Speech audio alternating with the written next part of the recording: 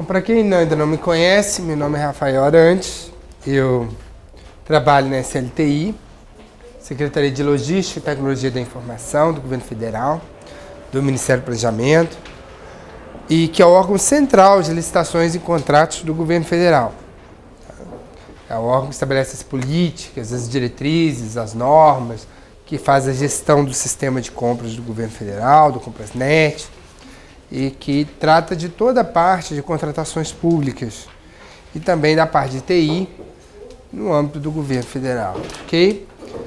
Bom, para quem nunca tinha ouvido falar da SLTI aqui, só para eu ter uma ideia, tem alguém? Uma? Duas pessoas? Também não? Três? Quatro? Quatro pessoas?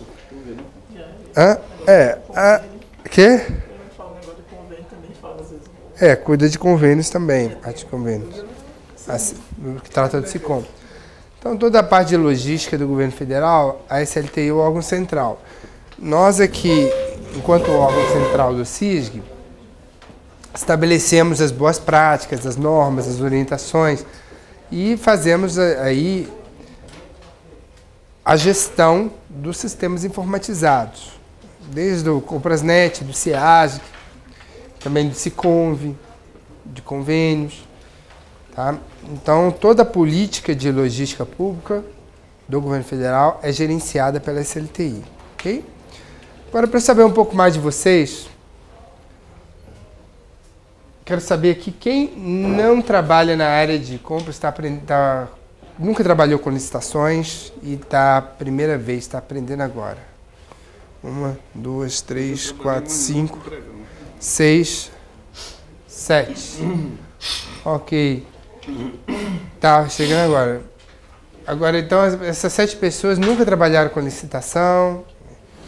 Agora, quem nunca trabalhou com pregão? Quem já trabalhou com licitação, mas nunca trabalhou com pregão? 1, 2, 3, 4, 5, 6, 7, 8, 9. Tem 2 pessoas a mais aí, eu acho.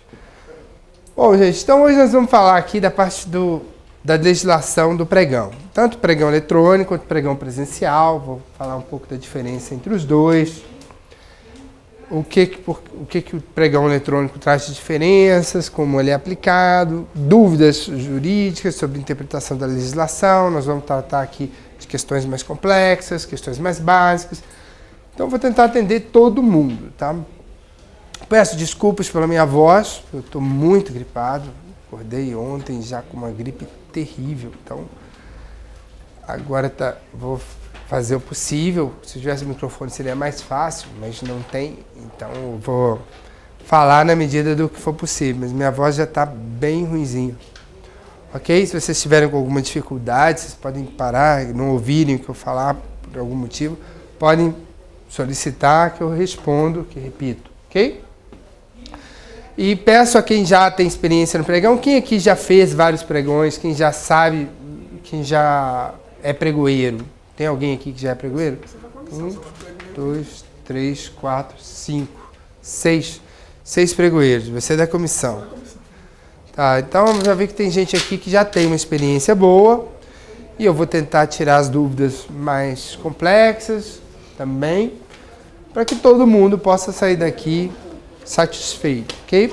Se por acaso alguma dúvida que for muito complexa, que for demandar muito tempo, a gente não tiver tempo para responder aqui, eu peço para me procurar no final da aula e a gente resolve essa questão, ok?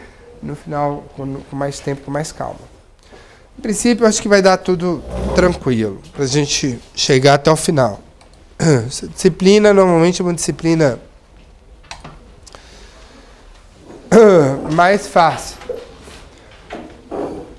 mais tranquila, porque o pregão já tem uma certa solidez histórica. Acho que o pregão hoje ele já está bem consolidado enquanto modalidade. Bom, gente, o que é o pregão? Em primeiro lugar, o que é a modalidade pregão? Pregão, como eu já falei, é uma modalidade de licitação. É uma modalidade de licitação. E nesse sentido, eu posso perguntar para vocês assim, O que o pregão tem de mais inovador? Por que o pregão foi criado? Tá?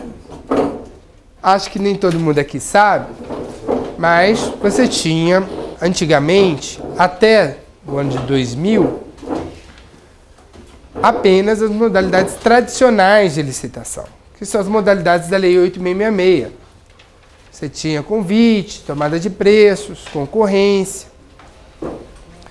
E em 2000, com a medida provisória, 2026, o governo institui o pregão. Essa medida provisória depois vai ser transformada na Lei 10.520, que trouxe essa nova modalidade.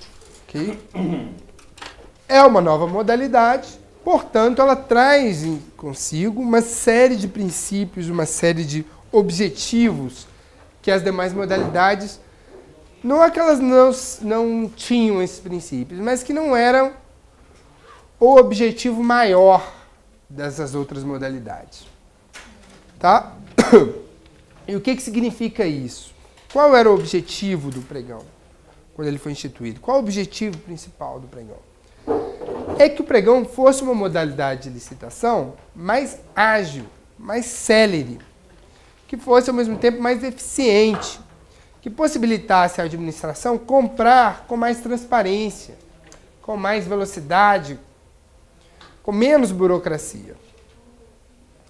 Tá? Então o pregão ele representa um marco nas licitações no Brasil, porque é o momento em que o governo federal percebe que as modalidades tradicionais de licitação eram muito rígidas, muito burocráticas, modalidades que não privilegiavam a eficiência da contratação. Daí o governo resolve que precisava de uma modalidade mais célere, mais ágil e que fosse mais eficiente. E daí surge o pregão. E a ideia também era que a gente precisava ter nessa modalidade mais ágil ferramentas que permitissem que essa nova modalidade pudesse ser mais transparente. Daí a ideia de você informatizar o processo de contratação como um todo.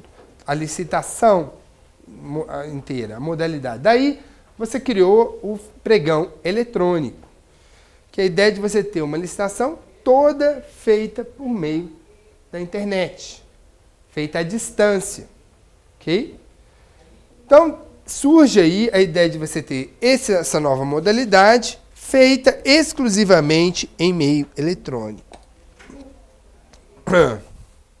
Para quem não sabe, licitação é um procedimento administrativo formal em que a administração convoca os licitantes para apresentarem preços, apresentarem propostas.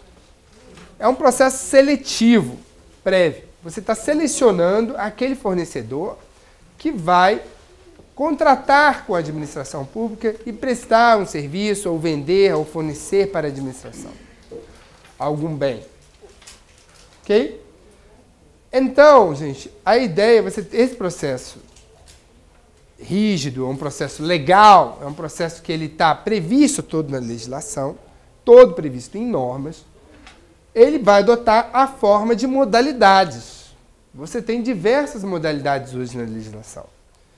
As modalidades, elas traduzem uma série de procedimentos, okay? Uma série de ritos. Olha, de cada modalidade tem os seus procedimentos, tem os seus prazos diferenciados, tem as suas formalidades próprias. Okay? Cada modalidade adquire um formato próprio, um formato peculiar. E o pregão, então, é uma modalidade nesse sentido. Vem com um rito próprio, diferente das demais modalidades. Okay? Então, sempre que a gente ouve falar em modalidade, a gente entende que é um rito próprio de um procedimento de licitação, que vai ter fases próprias, vai ter uma ordem, uma sequência cronológica de atos e procedimentais próprios. Ok?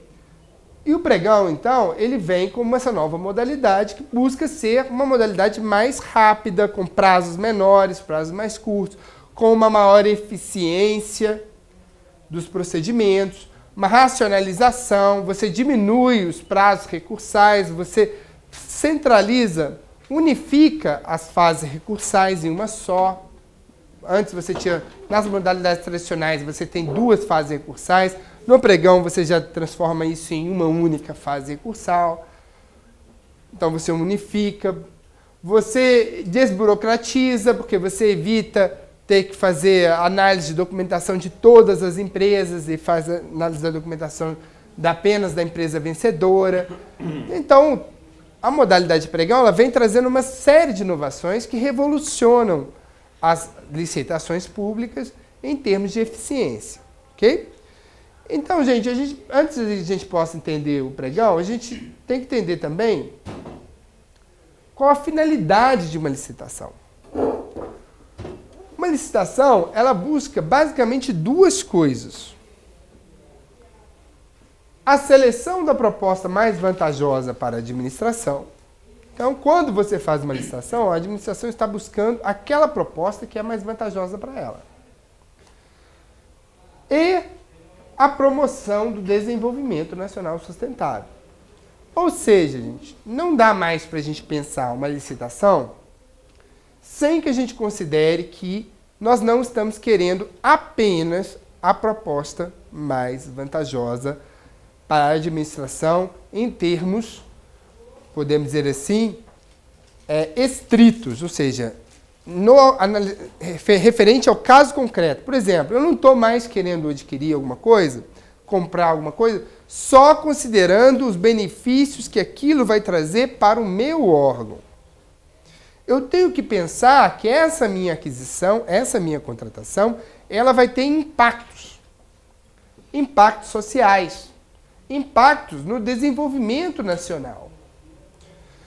Então, uma contratação pública, ela não passa mais a ser considerada apenas algo assim, que é de interesse exclusivo daquele órgão que está adquirindo. Então, se o meu órgão está adquirindo cadeira, eu penso assim, poxa, em princípio isso me interessa ao meu órgão adquirir cadeira.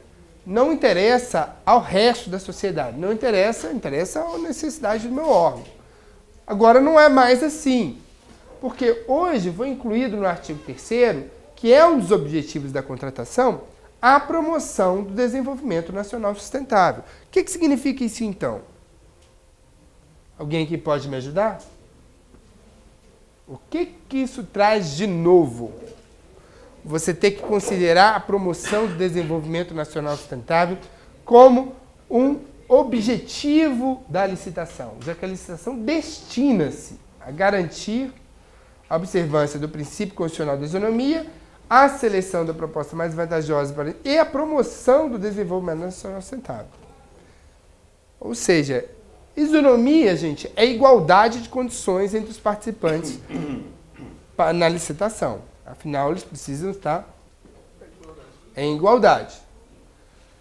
Já a obtenção da proposta mais vantajosa para a administração é a administração obter aquela proposta que tem a melhor relação custo-benefício para ela.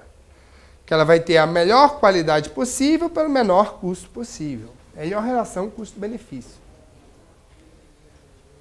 Tá?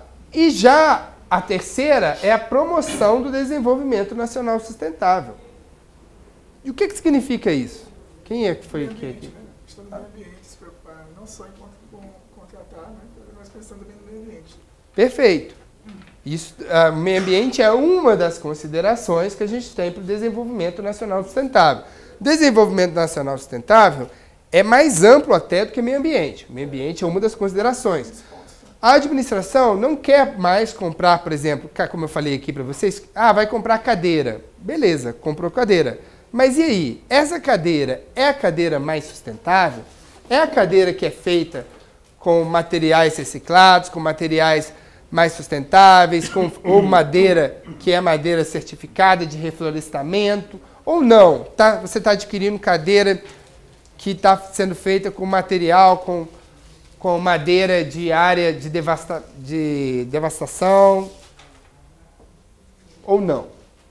Então, a questão é que hoje a licitação ela tem impactos no mercado, impactos na sociedade, e esses impactos são os impactos que devem ser considerados para a promoção do desenvolvimento nacional sustentável. Daí, a ideia é que a administração, quando vai licitar, ela precisa estabelecer aquele bem ou serviço que ela quer contratar a partir de uma perspectiva de desenvolvimento. Ou seja, eu preciso comprar de quem interessa para o desenvolvimento nacional sustentável. Daí, hoje, a legislação ela tem uma série de normas, uma série de leis que permitem esse tipo de promoção. Hoje você tem margens de preferência para produtos nacionais em diversos setores, retroescavadeira, perfuratriz, hardware, laptop, notebooks, tem aí, agora vai ter para software, medicamentos. Você tem uma série de margens de preferência que você está fomentando setores considerados sensíveis e estratégicos da economia nacional. Você também tem a promoção da micro e pequena empresa, pela Lei Complementar 123, que é a Lei Geral da Micro e Pequena Empresa. Você dá uma série de preferências para a micro e pequena empresa, porque você está buscando o desenvolvimento nacional sustentável. E a micro e pequena empresa é um público considerado especial, considerado essencial para o desenvolvimento nacional sustentável. E a proteção ao meio ambiente também é uma questão fundamental. Afinal de contas, você não pode comprar alguma coisa que vai causar um dano ao meio ambiente, você comprar aquilo.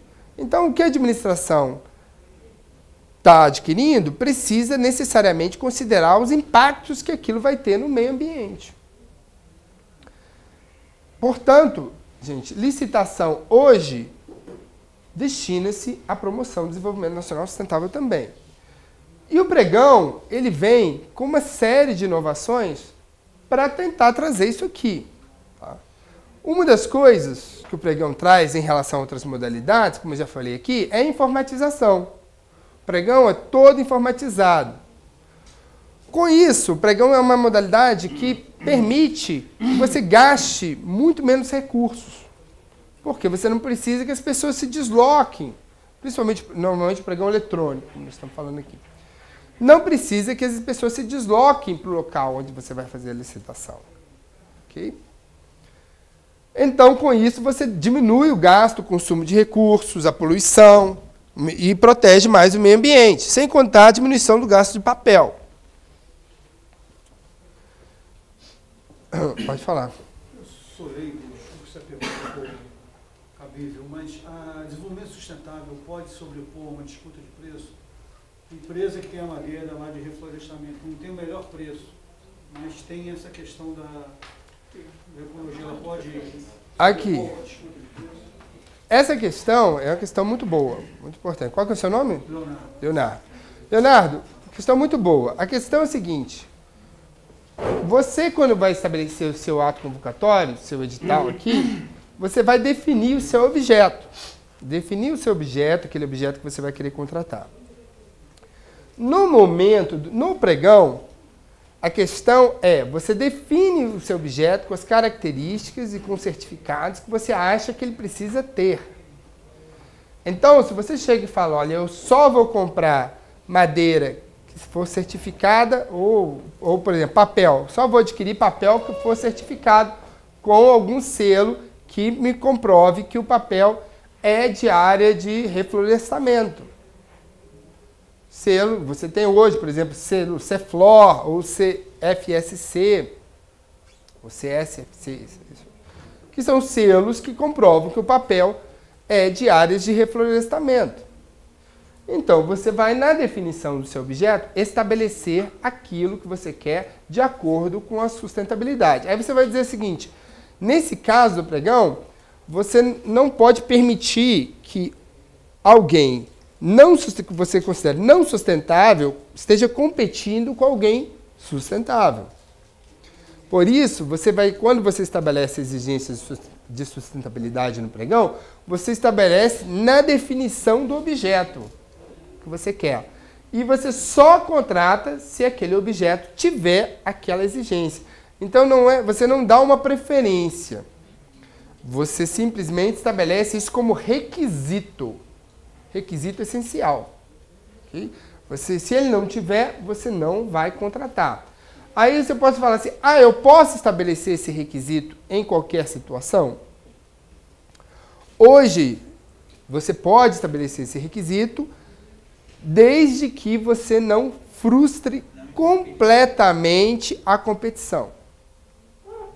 Então, se você, por exemplo, definiu um requisito, mas só tem uma única empresa que fornece aquele serviço, aquele produto, com a especificação que você quer, você está frustrando a competição. Você pode limitar a competição? Pode limitar a competição, estabelecendo o que é sustentável em detrimento do que não é, dizendo, olha, eu considero como sustentável isso aqui, eu quero comprar um produto que tem essa característica.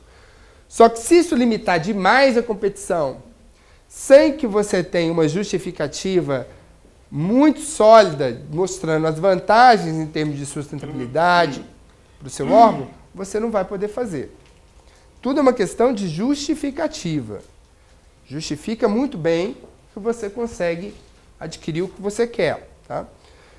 Então, essa definição do objeto é fundamental. A gente vai ver aqui que quando você tem que produzir um edital de licitação, quando você vai produzir um instrumento convocatório, que aqui, como está aqui, vocês têm um instrumento convocatório, você estabelece o instrumento convocatório, e a partir daí você vai contratar. O instrumento convocatório, para quem não conhece, é o ato que vai convocar os licitantes para apresentar propostas e que tem todas as regras da licitação.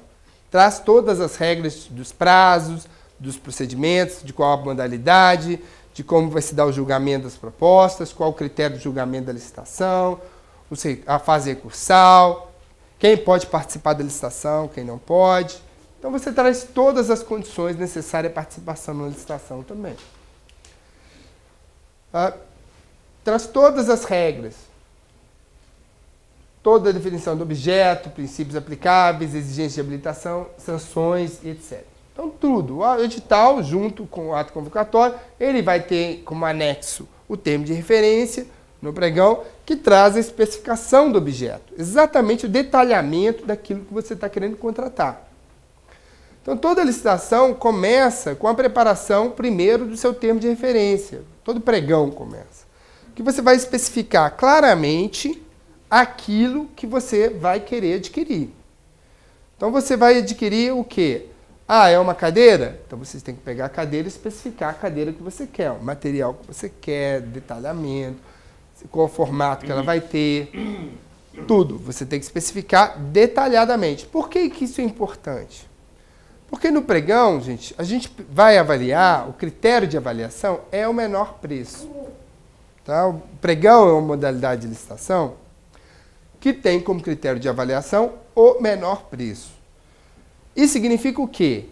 Que qualquer licitante que participar na licitação vai ter que te apresentar uma proposta que vai ter que estar de acordo com aquilo que você está exigindo no seu ato convocatório e no seu termo de referência.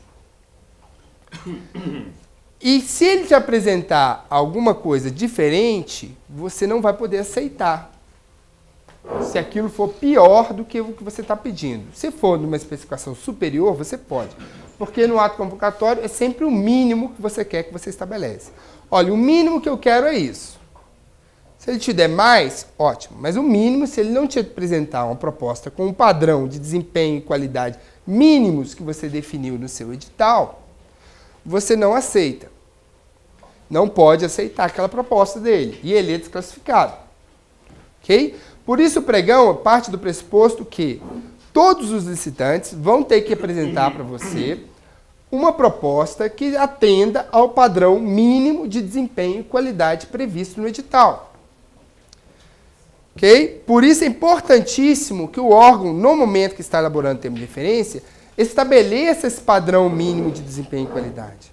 Porque se você não fizer isso, você não tem como comparar as propostas. As propostas vão ser muito diferentes uma da outra. Se eu não estabelecer que a cadeira vai ter que ser feita de um determinado material, as pessoas vão poder me apresentar os materiais mais diversos possíveis, inclusive materiais que não vão atender em termos de qualidade, de durabilidade, de desempenho, ao interesse do órgão. Então você vai estar comparando uma cadeira com um material completamente diferente de outro, sendo que a qualidade dos materiais vai variar muito. Então você vai ter preços muito diferentes para materiais com qualidades muito diferentes. Como é que você vai poder dizer qual proposta é melhor?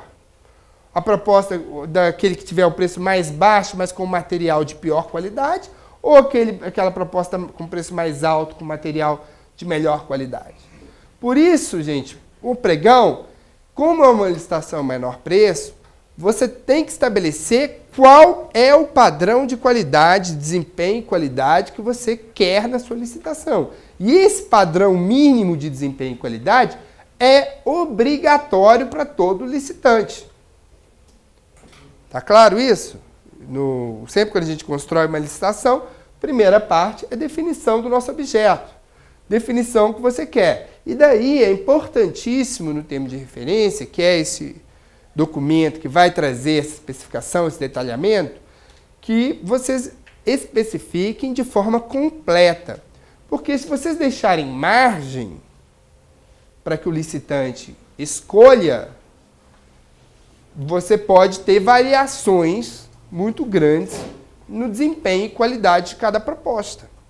Tendo variação, significa que você está comparando propostas muito diferentes entre si. Você não tem como avaliar só o preço. Okay? Por isso, definir no seu objeto a definição de um padrão de desempenho e qualidade é fundamental. E na definição desse padrão de desempenho e qualidade, você pode escolher produtos que sejam mais sustentáveis, que tenham menor impacto ambiental. Pode não, você deve. Sempre que você conseguir justificar e mostrar que aquele padrão de desempenho e qualidade é o melhor. E desde que isso não prejudique, não frustre completamente a sua competitividade na licitação. Ok? Se tem uma única empresa que tem aquela especificação, você fala, eu quero comprar caneca com casca de coco. Você fala, caneca com casca de coco. Só tem uma única empresa que faz caneca com casca de coco. Aí você pode chegar e falar o seguinte, tem uma única empresa. Você fala, olha, por que caneca com casca de coco? Não tem outro material que também seja sustentável? Tem que ser casca de coco? Se você provar, ipsis literis, provar que caneca de casca de coco é realmente muito mais sustentável do que qualquer outro material, você pode chegar e fazer uma inexigibilidade. Falar, olha, é a única que tem, as vantagens da caneca de coco, com casca de coco, são essas, etc. Você não faz nenhuma licitação, só tem um único fornecedor. Você diz, olha, e me mostra por que caneca com casca de coco é a melhor opção. Mas se você não tem, se não for o caso, você vai ter que, o ideal é que você não escolha a caneca com casca de coco. Você dê a opção de que a pessoa use uma série de materiais que sejam mais sustentáveis. Você identifica quais são e fala, olha, os materiais que eu entendo admissíveis são esses aqui. E você coloca isso no seu termo de referência. Aí você coloca casca de coco, casca de sei lá o quê, etc. Ou material que seja reciclado. E faz, olha, e pronto. Aí você compra a caneca com uma série de opções. Então, sempre quando você tiver uma dúvida quanto à sustentabilidade de algum objeto, você pode colocar várias opções dentro do seu termo de referência. Ok? Várias opções que você entende que são sustentáveis e justificar. Por isso é importante a gente considerar que toda licitação precisa ter uma boa especificação do objeto, principalmente no pregão. Porque o pregão, ele vai avaliar o menor preço e vai ter disputa de preços. O critério de julgamento é o menor preço. A proposta do licitante não vai ser avaliada. A proposta do licitante só vai ser avaliada no sentido de ela atende aquilo que eu pedi no meu termo de referência, no meu edital. Se ela atender, ok. Ela está dentro da minha disputa. O que vai contar é o preço dela. Eu vou julgá-la pelo preço. Primeiro eu verifico, ela atende, né? Então o preço dela é que vai contar. Eu não vou avaliar se a proposta dela é melhor ou pior do que a outra. Eu vou avaliar se o preço dela é menor do que o preço da outra. Porque, em princípio, todas as propostas que vêm no meu termo de referência são iguais, são equivalentes, porque atendem ao mesmo padrão de desempenho e qualidade que eu defini no meu termo de referência, no meu edital. Entenderam? Você está com dúvida? Não? Você fez uma cara assim de... Tá, então é isso. Por isso que é importantíssima a questão do padrão de desempenho e qualidade. Isso é fundamental. E, gente, é isso que a gente vai ver aqui que faz com que o pregão seja uma contratação para bens e serviços comuns. O pregão, diferentemente das demais modalidades de licitação, é uma modalidade que não está atrelada a valor. Qualquer valor eu posso fazer pregão. Posso fazer pregão de R$20, R$30, até pregão de 1 milhão, 10 milhões, 100 milhões. Posso. Por quê? Porque o pregão ele está vinculado a uma consideração. É para bens e serviços comuns. E o que é bens e serviços comuns, gente? Quem pode me ajudar aqui, bens e serviços comuns? Hã? Especificações usuários de mercado. Excelente. Por aí mesmo. Sempre que você puder estabelecer especificações que estabeleçam um padrão de desempenho e qualidade que seja usual de mercado, ou seja, que seja amplamente conhecido pelas empresas especializadas do ramo, você tem um bem e serviço comum. É um padrão de desempenho e qualidade que é conhecido das empresas especializadas. Então, sempre quando a gente pensa em comum, gente, muita gente que fala, comum é simples, comum é fácil, comum é alguma coisa que é mais simples, é um serviço, um fornecimento mais simples. Não, não é. Comum é aquilo que é comum para o mercado.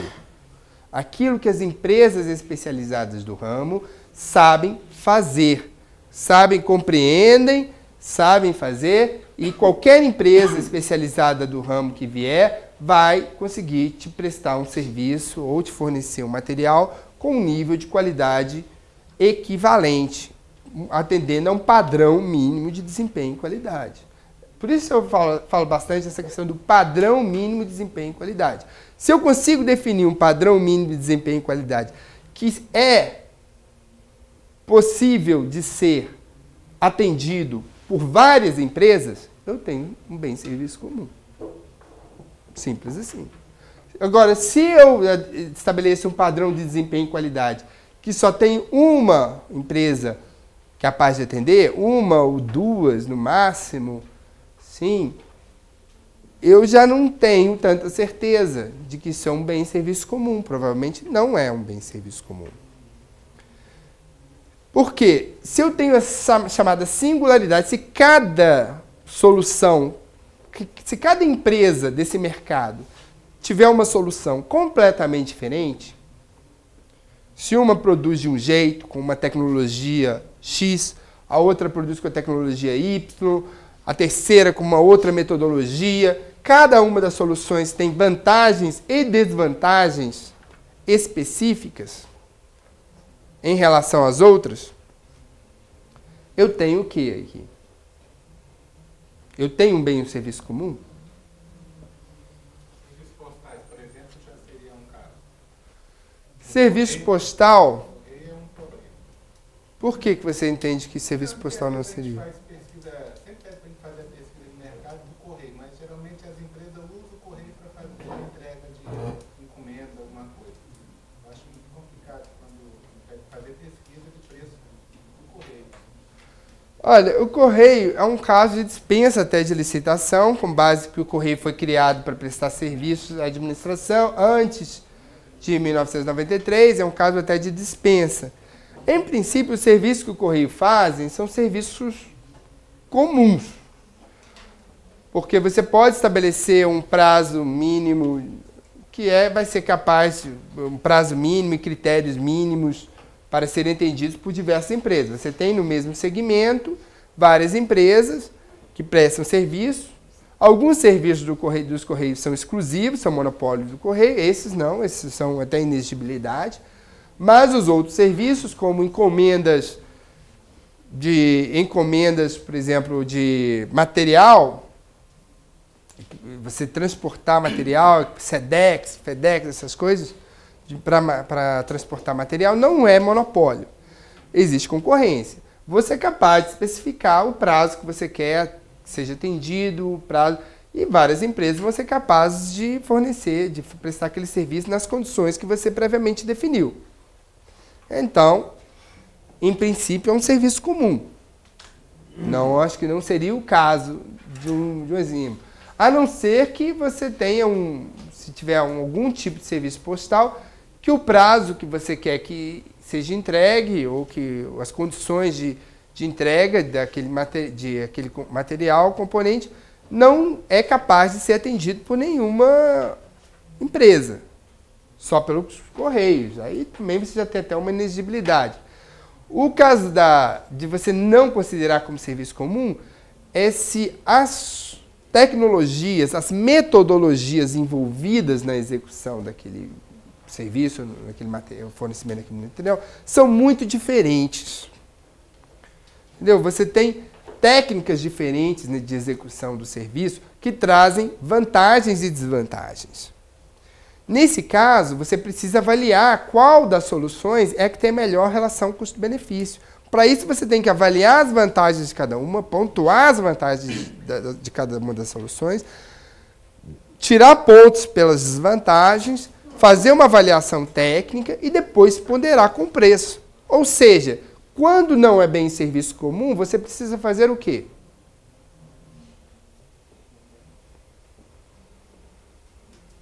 Licitação dessa modalidade com vídeo, com correio.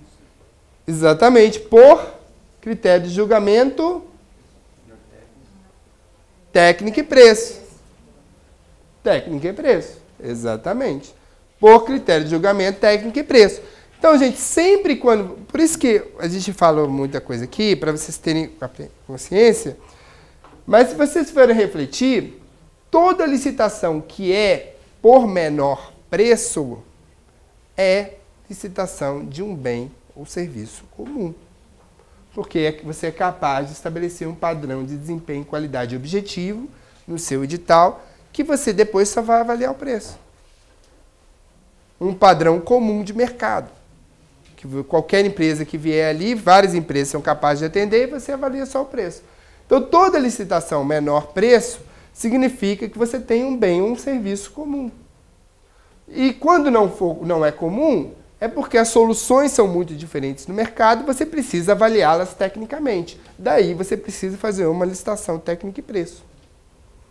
Ok? Então, tudo que não é comum necessariamente leva a uma licitação técnica e preço.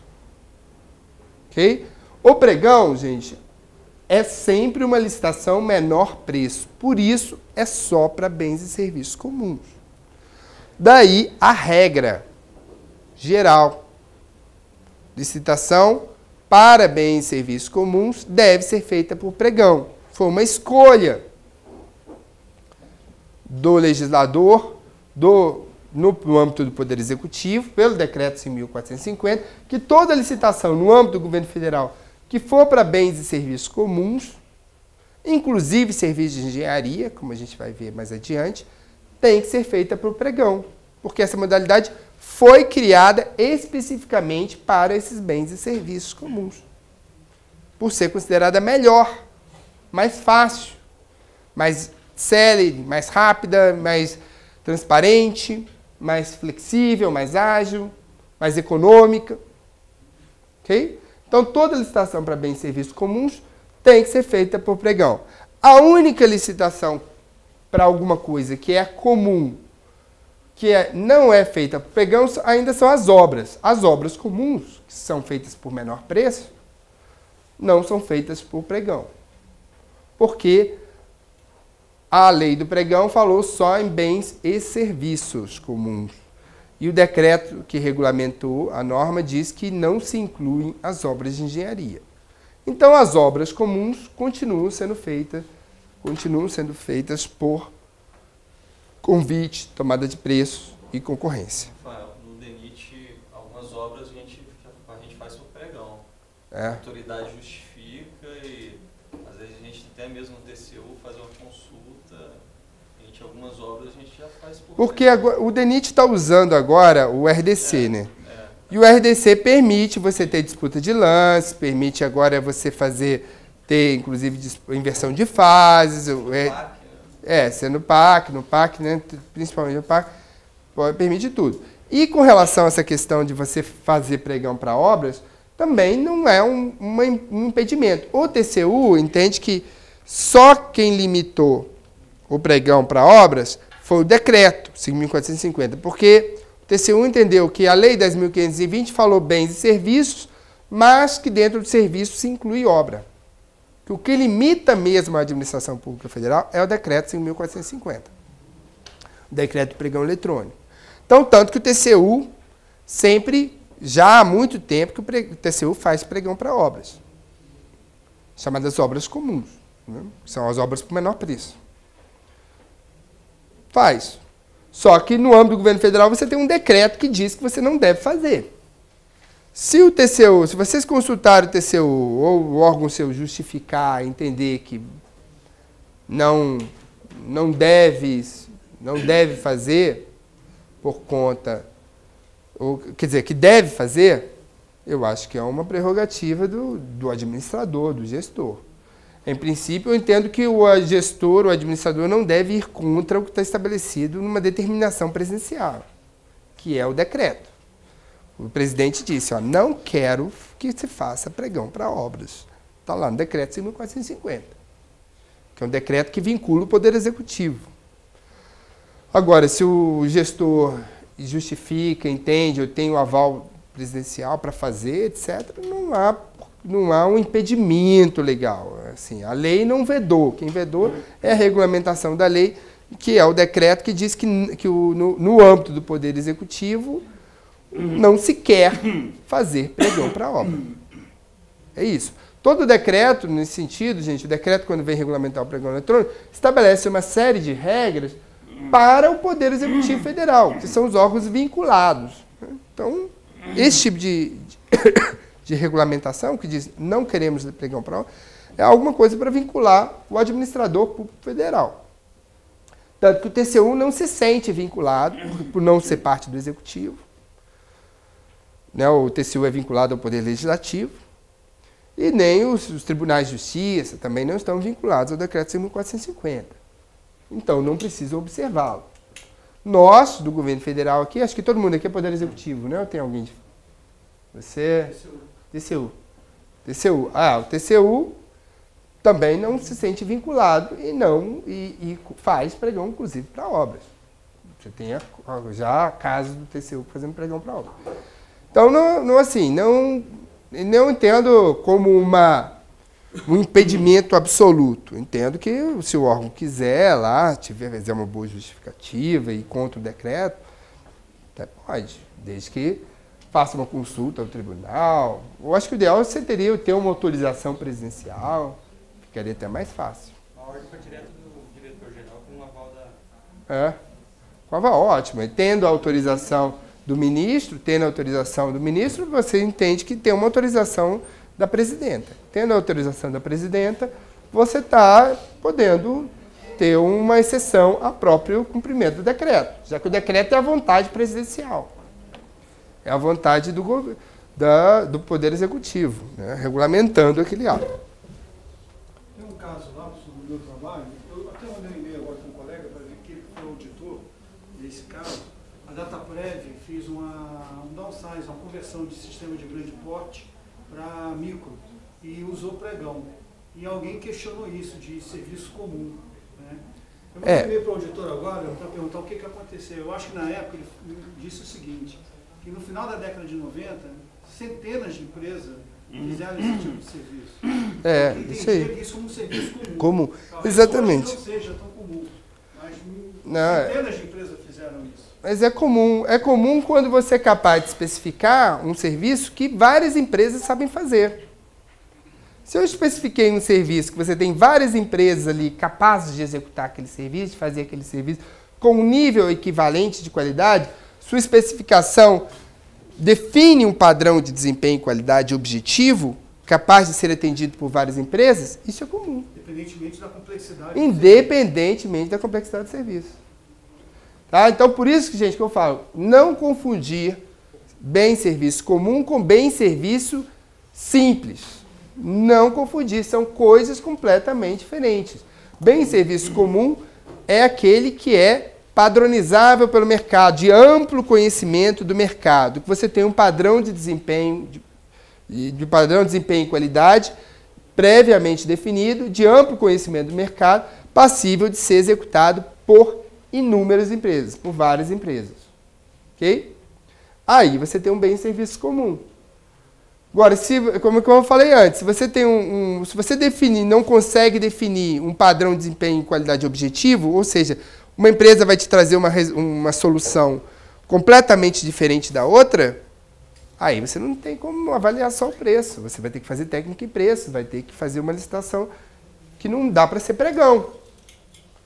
Okay? Então, você tem características muito diferentes entre as soluções que você está querendo contratar. Tem que avaliar cada uma, saber qual a melhor relação custo-benefício. Ok? Por isso, sempre quando você vai avaliar só por preço, menor preço, e você tem várias empresas capazes, você tem bem-serviço comum. Ok? Professor, tem a questão das várias empresas capazes, não só na sua cidade, né? No Brasil inteiro. No Brasil inteiro. Exatamente, a licitação é sempre nacional. Tá? E aqui, ó, a gente traz aquilo que eu estava falando para vocês. É preciso definir claramente o objeto que você está querendo adquirir. Numa licitação por pregão, se você não define qual padrão de desempenho e qualidade que você está querendo, você não vai ter uma boa contratação. Dificilmente você vai ter uma boa contratação. Por exemplo, eu vi uma licitação uma vez de um metro, foi até para o sistema de registro de preço.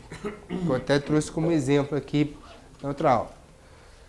Que eles fizeram contratação, estavam querendo contratar desenvolvimento de um serviço de visita virtual. Essa visita que você faz a museu, que você entra pela internet, aí você vai clicando, vai tendo os vídeos, como se estivesse visitando, fazer aquela visita mesmo na instituição virtual. O Inmetro estava contratando isso aí para fazer visita virtual nas instalações lá no campus de Xerém. Contratou, só que não estabeleceu no termo de referência quantos minutos de filmagem, não estabeleceu quantas fotos seriam por cada ambiente, não estabeleceu a metodologia quantitativos e um padrão de qualidade e desempenho objetivo para ser ofertado por todos os licitantes. O que significa isso? Significa que você não tem um padrão comum.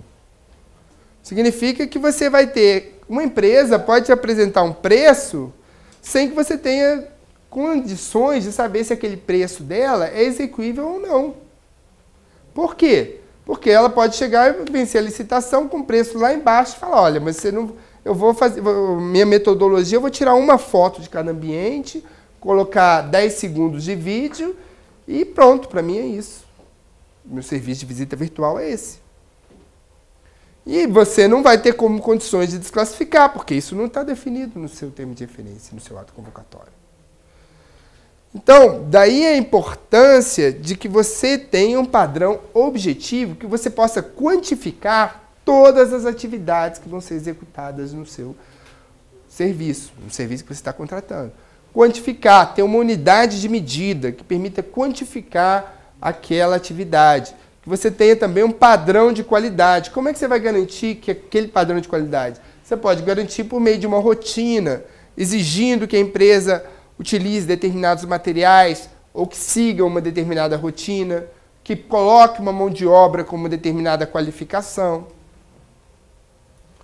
Então você vai estabelecer isso tudo no seu termo de referência, e isso tudo vão ter custos. Você vai ter, a partir daí, um orçamento de referência que você vai ter um padrão para avaliar se um preço que for eventualmente apresentado é um preço que não é um preço factível para aquele serviço que você está contratando.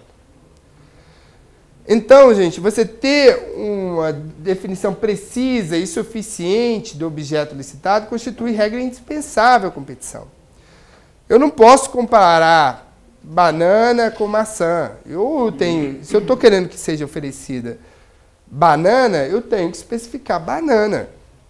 Não posso deixar aquilo pro livre decisão do fornecedor. Não, eu tenho que especificar de forma completa, de forma que eu não deixe brechas, mas ao mesmo tempo que eu não exija também nada que possa restringir a competição sem uma justificativa razoável. Qual é a justificativa razoável aqui que eu posso definir para eu restringir a competitividade? Eu tenho algumas aqui. Algumas a gente já tratou. Quem aqui pode me ajudar? Para eu restringir a competitividade numa licitação, eu posso ter algumas restrições, eu posso pôr algumas exigências. Requisito técnico. Requisito técnico. Se eu entendo que aquele produto precisa ter essa funcionalidade, porque sem essa funcionalidade isso não me atende, a minha necessidade da minha contratação, então eu falo, olha, eu tenho essa necessidade, por isso o produto que vier tem que ter essa qualidade, tem que ter essa funcionalidade, tem que ter esse requisito. Senão, não me atende. Ok. Então, aquele produto que não tem essa qualidade, que não tem esse requisito ou funcionalidade, não vai poder participar da licitação. Ok? Essa é a primeira coisa, requisito técnico. A necessidade da administração, em primeiro lugar. Qualquer exigência que limite a competitividade, a administração precisa justificar em termos da sua necessidade, de que aquilo é imprescindível para a garantia da qualidade da contratação ou para a garantia da sua necessidade, atender a necessidade da administração. Então, essa é a regra de ouro. Olha, se eu acho que isso é... A empresa que não comprovar isso não vai ter condição, o produto que não comprovar essa característica, essa qualidade, não vai atender o meu nível de qualidade por conta disso. Justifica. Ok? Primeira regra geral é essa. Segunda, a questão da sustentabilidade, impacto ambiental. Se eu digo que um produto tem que ser constituído de material biodegradável, etc., ou tem que ser feito porque ele é mais sustentável dessa forma, eu também posso justificar, escolher os materiais que eu entendo que são mais sustentáveis, justificar porque esses materiais são sustentáveis, havendo a possibilidade de mais de uma opção, eu tenho que optar sempre por ampliar a competição. Se eu não sei se é mais sustentável casca de coco ou casca de palmeira, eu permito que seja feita dos dois. Tanto casca de coco quanto casca de palmeira. Ou casca de outro material biodegradável, etc. Posso colocar isso aí. E deixo, então, sempre optar por... Quando você vai restringir a sustentabilidade, você restringe no que for realmente justificado, no que você realmente tiver estudos técnicos que embasam que determinado produto, determinada característica do produto é mais sustentável do que outros produtos que não tenham aquela característica. E havendo mais de uma opção, você pode pôr mais de uma opção no seu termo de referência. Ok? Então, essas são as duas principais. E a terceira, que é a restrição da competitividade, que essa é a mais simples e mais óbvia, é que se a lei assim o exigir. Se a lei exigir algum tipo de restrição, é o caso. A empresa para... Nesse caso, não é nenhuma restrição à competitividade, porque podemos dizer assim, que é uma exigência obrigatória para a prestação de serviço. Então, você pode exigir e deve exigir. Então, como no meu caso, a empresa tem que estar registrada no CREA. A empresa de engenharia tem que estar registrada no CREA. A legislação específica da área diz que ela tem que estar registrada no CREA. Então, você vai ter que exigir que ela esteja registrada no CREA. Aí que tá. Aí você chega, mas e a questão da... Vou pôr uma outra exigência aqui, para vocês terem conhecimento. Imagina, por exemplo, empresas prestadoras de serviços, de limpeza e vigilância, por exemplo. Essas empresas que fazem terceirização de mão de obra. Elas precisam estar registradas no Conselho Regional de Administração, no CRA? Existe alguma legislação que obriga essas empresas a estarem registradas? Hã? Tem ou não? Não, não tem. As empresas não precisam estar registradas no CRA. Não existe nenhuma legislação obrigando. A empresa pode ou não querer se registrar, querer se cadastrar, mas ela não está obrigada, não é compulsória. Aí você vai e diz no seu edital, eu quero que a empresa esteja registrada no CRA. Eu posso fazer essa restrição à competitividade? Só permitir participação na minha licitação de empresas que estejam registradas no Conselho Regional de Administração? Hã? Não. Exatamente, porque a lei não obriga. A lei não obriga ela a estar registrada para participar. E aí você fala, eu poderia dizer que isso é imprescindível para a garantia da qualidade da minha contratação? Não. Uma empresa que está registrada, que não está registrada no CEA, necessariamente não vai atender você com serviço de qualidade? Não. Mas isso não pode ser um indicador de qualidade?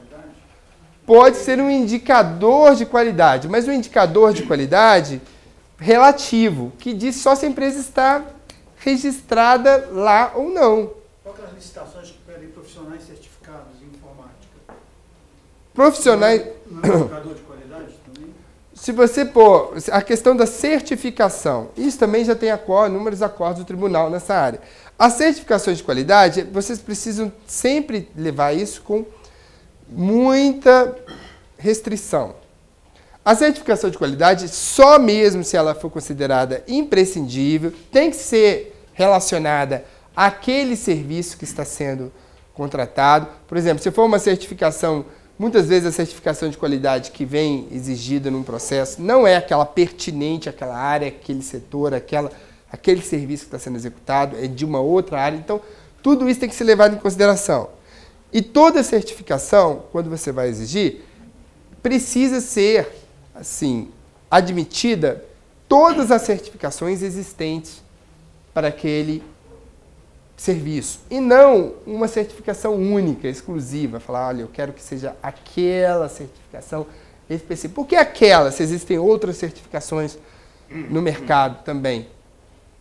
Outras certificações. Por que você escolheu a certificação A e não autorizou que a empresa apresente a certificação B ou a certificação C, que tratam da mesma questão e são certificados por outros institutos? No caso profissional, elas são específicas pelo software, né? O mesmo profissional, normalmente ele tem um processo de produção, uma certificação. Se você está falando do profissional, seria a qualificação dele, ele ter cursos específicos. Isso, a qualificação profissional, você pode. Qualificação profissional, você define o que você quer. Eu quero nível superior, eu quero especialização em área, eu quero formação específica. Você pode, porque você está garantindo que determina. Mas é formação. Na formação é diferente. As certificações da empresa que vai prestar o serviço, precisam ser muito, sim, restritas, no sentido de você evitar ao máximo usar das certificações para restringir a participação. Só quando ela é imprescindível para garantir a qualidade. Olha, a empresa que não tem essa certificação não vai ter condições de executar o contrato com o nível de qualidade que você quer. Para isso, você comprovar isso, é muito raro. No registro do atestado de capacidade técnica do CRA. O que tem? A capacidade técnica que ele entrega, se eu posso exigir que seja registrado no CRA. Eu falei que não pode exigir que seja registrada no CRA. Você não pode exigir porque não é uma exigência legal. Não é, tanto que não é que se você exigir isso, você vai estar limitando a competição e nada te garante que uma empresa que não está registrada no CRA não vai te entregar o produto ou serviço com o nível de qualidade que você quer. Mas no caso da formação do atestado, existe no atestado, aquele atestado que passa a técnica. Não tem que estar registrado. Ela não está obrigada a estar registrada. Isso é uma restrição à competição. Que você está exigindo que ela tenha que passe a ser registrada no CRA no momento em que você exige que o atestado dela esteja registrado no CRA. E isso não garante, não é imprescindível para garantir a qualidade da sua contratação. Entendeu?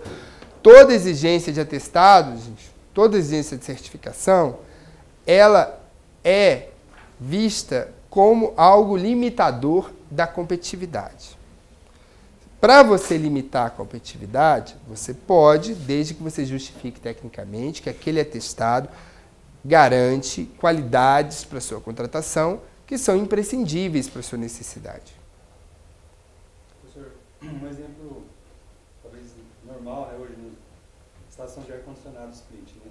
Algumas indústrias elas exigem, principalmente os novos, né, que sejam, eu vi em algum lugar, não lembro agora dizer, tem que ter o técnico, né, o engenheiro mecânico, e a empresa que vai instalar tem que ter esse profissional no seu quadro lá, né?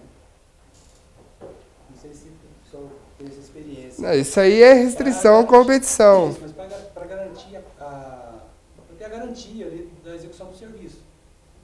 Né? Por exemplo, o ar-condicionado vale para 5 anos a garantia, 3 anos, 2 anos. Aí a empresa...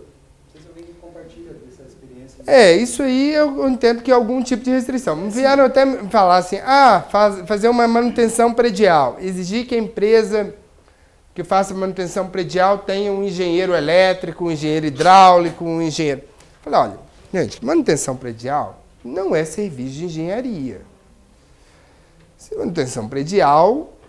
Você exigir que a empresa esteja registrada no CREA, que tem engenheiro, você só vai encarecer a sua contratação. O engenheiro nunca vai pisar na sua instituição. Você só vai limitar a competição, porque só empresas de engenharia vão conseguir participar da sua licitação. Empresas que fazem manutenção predial vão ficar excluídas e que são especializadas em manutenção, mas que não têm aquele quadro técnico específico, vai ficar complicada, não vai participar. Então, é uma restrição que a competitividade que pode trazer, que vai provavelmente trazer um encarecimento aí da sua contratação. A mesma coisa no ar-condicionado.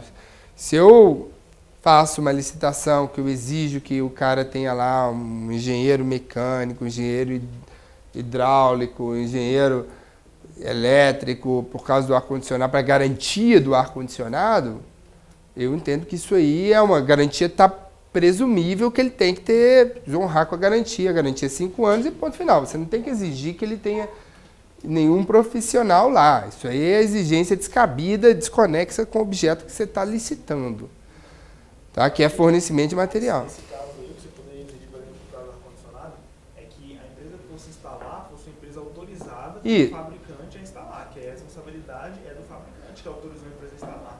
Isso é uma outra questão também. Hoje você tem acordos do tribunal, inclusive a súmula também do Tribunal de Contas de São Paulo, e do próprio Tribunal de Contas da União também, que entende que você não pode exigir compromissos de terceiro alheios à licitação. Ou seja, você não pode exigir que o fabricante, que o revendedor do produto tenha um atestado de que é autorizado a reparar a manutenção daquele produto.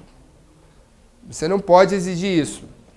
Por que isso? Porque o tribunal entende que isso você limita a competição. E você faz com que a administração fique na mão do fabricante, que pode dar autorização para quem ele quer e para quem ele não quer.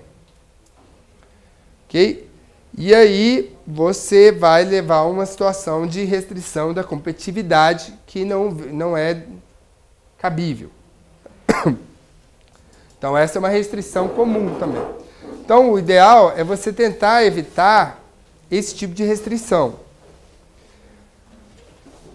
Em alguns casos, se você mostrar que é imprescindível, você pode justificar lá. Justifica, mostra, olha, imprescindível, porque eu preciso ter... Eu estou contratando também a manutenção, para isso eu preciso que a manutenção seja de autorizado, senão há o risco... Então, você justifica e contrata. Você está contratando o fornecimento e manutenção, e a partir daí precisa que seja o revendedor autorizado para garantir a manutenção. Pode justificar lá isso dentro do seu processo, ok? Só que, em princípio, isso também é considerado uma restrição à competitividade, de acordo com os acordos do Tribunal de Contas da União. O senhor teria, depois no final, no intervalo, algum desses acordos aí? Comigo aqui eu não tenho, até porque isso é uma questão mais de elaboração de termos de referência, que eu estou passando por alto aqui, que nosso objetivo aqui é mais pregão. Comigo aqui eu não tenho, mas você pode mandar um e-mail para o comprasnet.normas@planejamento e que a gente informa para você, ou a gente passa essas informações para você, ok? Mas vamos avançar aqui, que a gente já tratou bastante dessa questão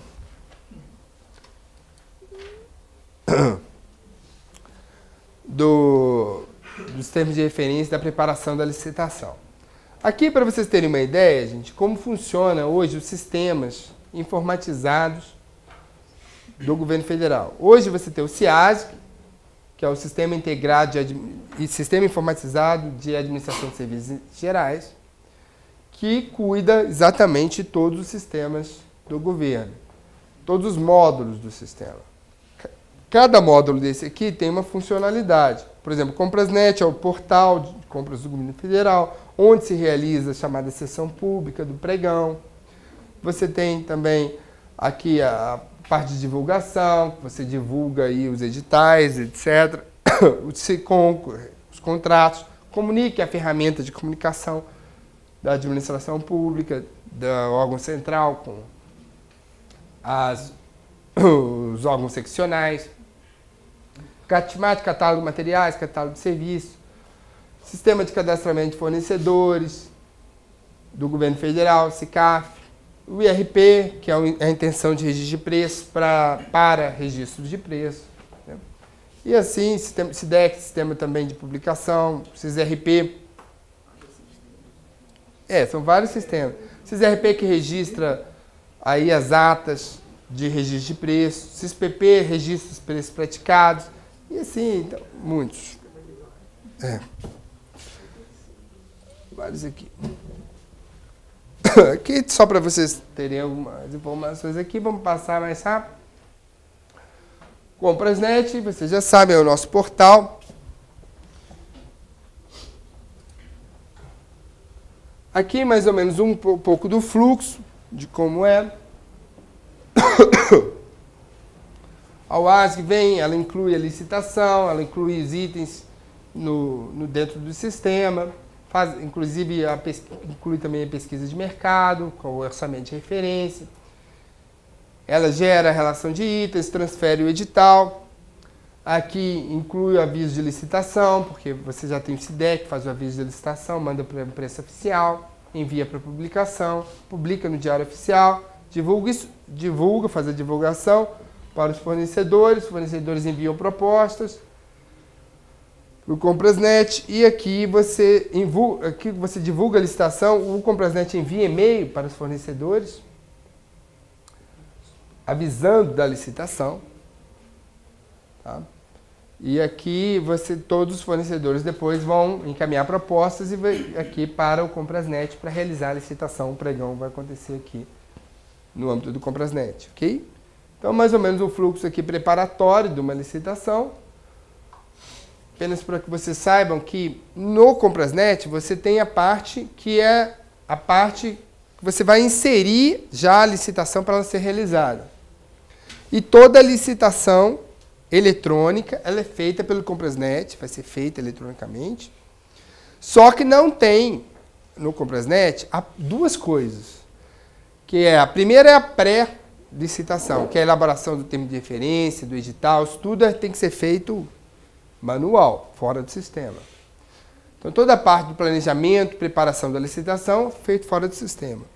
E também a parte da pós-contratação, que é a gestão dos contratos, renovação, repactuação, fiscalização, tudo isso também é feito fora do sistema. Você não tem módulos para isso. Então, hoje, o que está informatizado é a parte da licitação. Desde o momento que você inclui no sistema os itens para serem licitados. Inclui sua licitação no Comprasnet. Só para vocês terem uma ideia, de que hoje, ó, pregão eletrônico é a modalidade preferencial, principal modalidade do governo federal, em termos do valor de compra. Você já tem aqui 77,8% de todo o valor de compra por meio do pregão. Agora vamos falar da legislação. Nós já demos uma introdução básica sobre preparação aí. Vamos falar aqui um pouco de como está a regulamentação. Que hoje nós temos 3 atos normativos principais aqui para regulamentar o pregão. A Lei 10.520 é a lei maior, a lei que instituiu o pregão, que era uma medida provisória e foi transformada em lei, a Lei 10.520 de 2002. Okay? Essa lei, hoje ela está regulamentada por 2 decretos. O 3555 de 2000, que é quem regulamenta o pregão presencial. Já o decreto 5.450 regulamenta o pregão na forma eletrônica, que é hoje o principal ato normativo do governo federal. Por quê, gente? Quem pode me dizer aqui por que o 5.450 é mais importante do que o 3555? Porque não é eletrônico, né? Hã? É eletrônico esse 5450? 5.450 é o eletrônico. Mas por quê? Qual é a questão aqui? Por que o eletrônico é mais importante do que o presencial? Velocidade. Hã? Velocidade, rapidez. A pessoa não precisa se deslocar, né? Sim, isso tudo são as vantagens do eletrônico. Só que hoje ele é mais importante não só pelas vantagens do eletrônico. Porque existe dentro do 5.450 uma determinação de que o pregão eletrônico é preferencial. Então, o decreto 5.450 estabeleceu que no âmbito do governo federal, toda licitação de bem e serviço comum tem que ser feita por pregão eletrônico, preferencialmente. Ok? Sentido que só pode usar o pregão presencial se o pregão eletrônico for inviável. Inviável. Se esse aqui não der para fazer, pode fazer o pregão presencial. Inviável. Aí você vai dizer, quando é essa inviabilidade? Como se determina essa inviabilidade? Não tem internet no local. Isso aí é um exemplo. É difícil. O Fábio falou aqui, se não houver na localidade lá a internet, é um dos exemplos. É inviável, porque não tem internet, não tem banda larga lá, a internet é ruim, os fornecedores da localidade não estão cadastrados, não estão registrados. Você pode fazer a partir daí, mostrar que é inviável e fazer o pregão presencial. Bom, vamos falar um pouco desses atos normativos, tá? O decreto 3555, ele foi lá feito no âmbito da medida provisória, 2026 de 2000. Ele trazia uma lista de bens e serviços comuns. Então, esse decreto dizia, olha, bens e serviços comuns são esses. Só que essa lista foi revogada, não existe mais. Ela foi tacitamente revogada pela Lei 10.520 e depois foi revogada pelo Decreto 7174 de 2010. Então, não existe mais lista de bens e serviços comuns. Ou seja, bens e serviços comuns são todos aqueles que você é capaz de estabelecer um padrão de desempenho e qualidade que seja de amplo conhecimento do mercado. Tá? Outra coisa que ele tem, não permite a utilização do pregão para obras e serviços de engenharia. Então, você não pode fazer pregão presencial para obras e serviços de engenharia. Diferente do decreto 5.450, do pregão eletrônico, que permite o pregão para serviços de engenharia. Então, o pregão eletrônico você pode fazer para cervejaria, o decreto pregão presencial você não pode. Bom, então a ideia é que o pregão é a modalidade prioritária. Já no artigo 3º do pregão já dizia isso, que é a modalidade prioritária. Só que no 5.450 isso veio mais forte, dizendo, ó, artigo 4º, torna obrigatório o pregão presencial. Então, obrigatório. Só pode deixar de ser feito se for considerado inviável. Inclui os serviços de engenharia que forem comuns. Tá?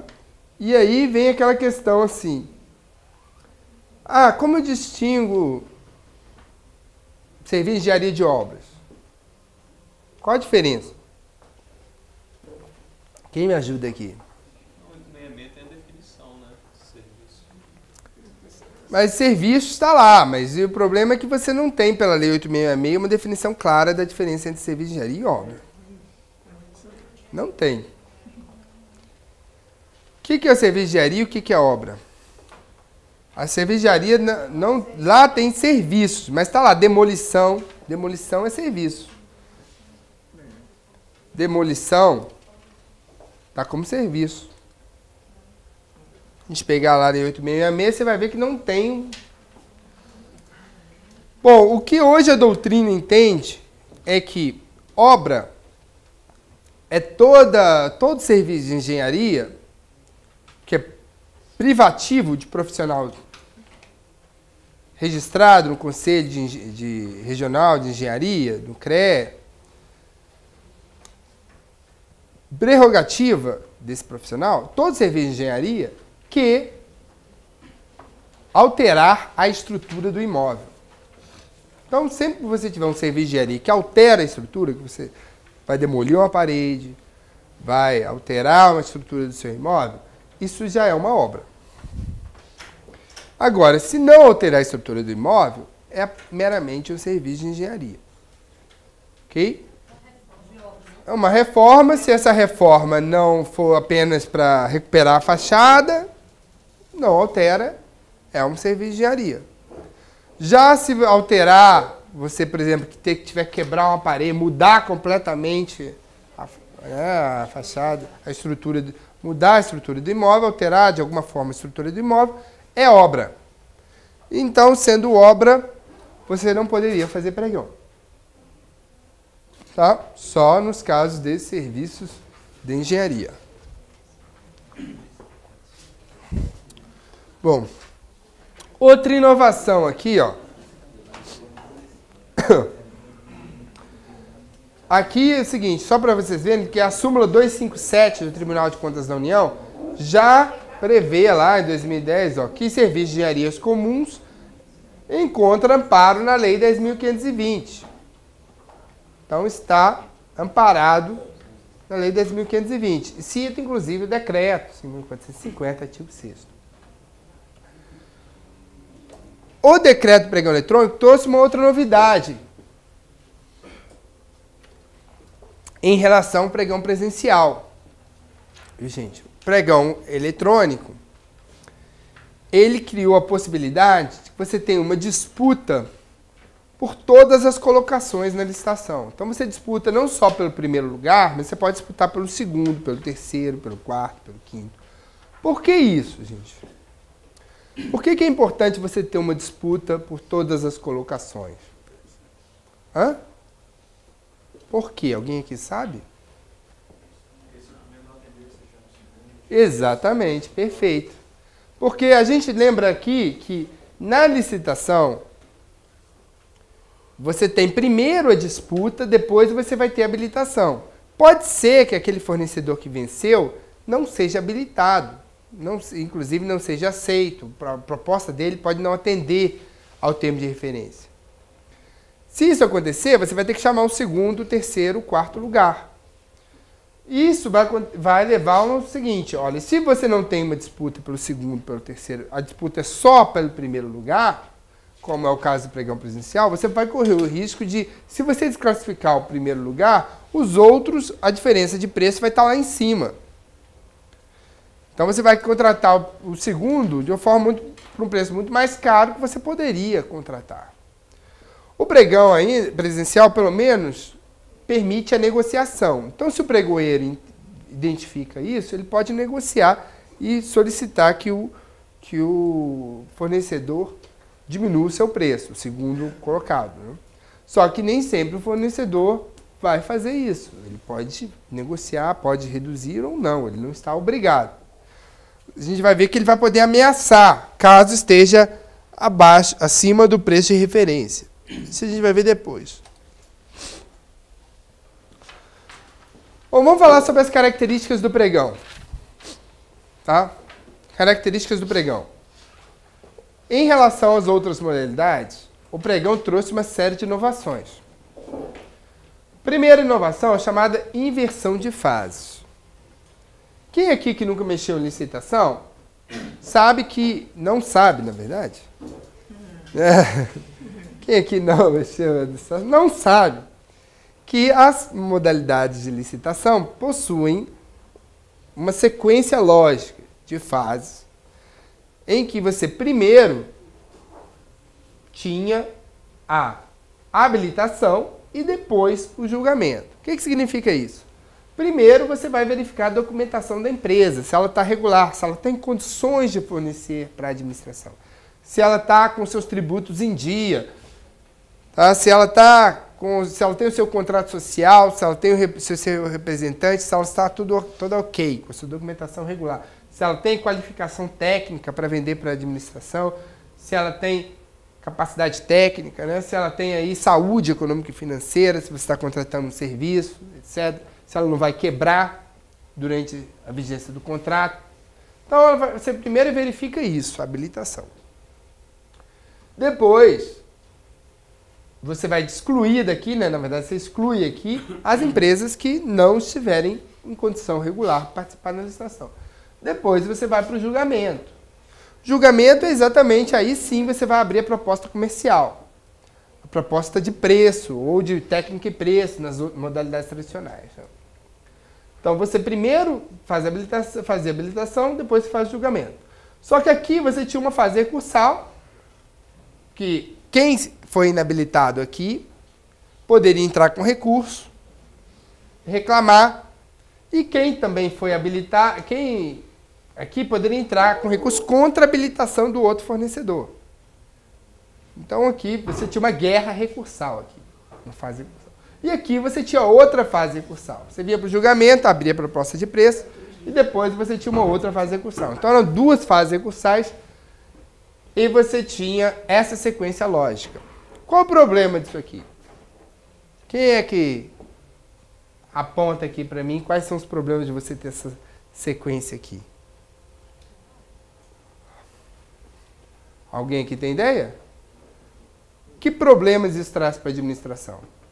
Eu ter a fase de habilitação primeiro, que é a fase do julgamento. Hã? Morosidade. Mas por que morosidade? Tem que analisar todos os documentos de todo mundo. Perfeito. Qual que é o seu nome? É Rodrigo, né? Rodrigo falou bem aqui, ó. Quando a habilitação vem primeiro, você vai ter que analisar a documentação de habilitação de todas as empresas que participam da licitação. Todas. Então você está analisando proposta de habilitação, documentação de habilitação, de empresas que não vão ganhar a licitação, que vão ficar lá atrás, entendeu? Você está perdendo seu tempo analisando documentação que, em princípio, você não teria porquê. Mas você vai ter que analisar de todas, porque você não sabe quem ganhou. Você não teve a fase de julgamento ainda. Então, o pregão, isso além disso, você tem uma fase recursal aqui que gera inúmeros recursos, porque você não sabe quem ganhou, então todo mundo entra com recurso contra todo mundo. Então você vai ter que analisar dezenas de recursos de uma empresa contra a outra, querendo a inabilitação da empresa, do fulano, porque entende que a documentação dele não estava regular. Sendo que essa empresa do fulano ali não vai ganhar. Entendeu? Só que ninguém sabe, porque ninguém abriu ainda o envelope. Ninguém sabe. Mas aquela empresa do fulano lá que você está decidindo um recurso pela desclassificação dele, aquela empresa lá não vai ganhar, não tem a melhor proposta. Então vai perder. Então, faz sentido. Então é uma burocracia tremenda fazer isso aqui. Então a inversão de fases veio para tentar solucionar isso. Falando, não, peraí, vamos inverter. Primeiro a gente disputa todo mundo. Disputa todo mundo. Todo mundo entra, todo mundo vai disputar. A gente primeiro descobre quem é o vencedor e vamos fazer a habilitação só daquela empresa vencedora. Se a empresa vencedora não atender, eu não habilito, eu inabilito e chamo a segunda colocada e faço a habilitação da segunda colocada. E depois, se não atender, chama a terceira, a quarta, a quinta e assim sucessivamente. Então, gente, isso permite à administração uma maior flexibilidade, uma maior celeridade, racionalização dos atos. E depois eu abro a fase recursal. Depois de tudo isso, eu vou ter uma fase recursal só. Que aí, aquele que foi inabilitado pode entrar com recurso contra a inabilitação dele. Aquele que teve problemas na fase de julgamento, que teve algum lance, que foi desconsiderado pelo pregoeiro, foi considerado inexequível pelo pregoeiro, pode entrar com recurso também. Então você manda um recurso único aqui para discutir as duas fases. Ok? E as pessoas vão entrar ali com recurso contra... Não é recurso contra todo mundo. Vai entrar com recurso mais contra o primeiro, segundo, terceiro, aqueles que estão ali disputando efetivamente a licitação. Né? Então, no caso, você fazer essa inversão de fases, você faz com que a sua licitação seja muito mais célere, muito mais rápida. Ok? Outra coisa que o pregão é importante saber que ele não é uma licitação entre cadastrados. Ou seja, portanto, qualquer empresa, qualquer fornecedor pode participar. Tem muita gente que entendia que o pregão, a empresa precisava estar cadastrada no SICAF. Mas não é, ela precisa ser credenciada no SICAF. Credenciada é a obtenção de senha e chave de acesso, apenas para que ela possa participar do pregão. Então, ela não precisa estar cadastrada. Se ela não estiver cadastrada no SICAF e ela venceu a licitação, para ela ser contratada, ela vai precisar estar cadastrada. Daí você vai pedir a documentação dela. Ok? Vai pedir a documentação e ela vai trazer a documentação e você cadastra ela no SICAF, como unidade cadastradora. Se você não for unidade cadastradora, você encaminha a documentação para alguma unidade cadastradora para ela ser cadastrada no SICAF.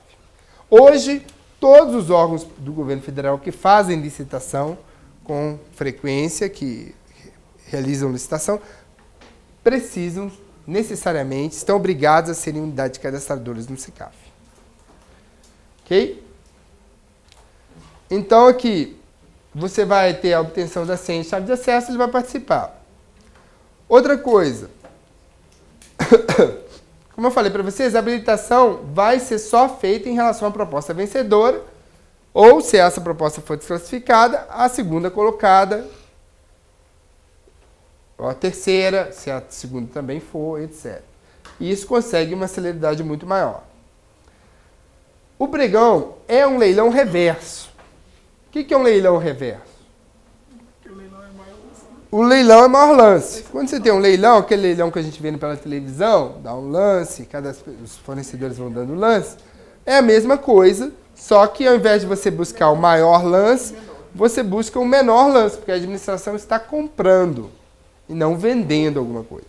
Ok?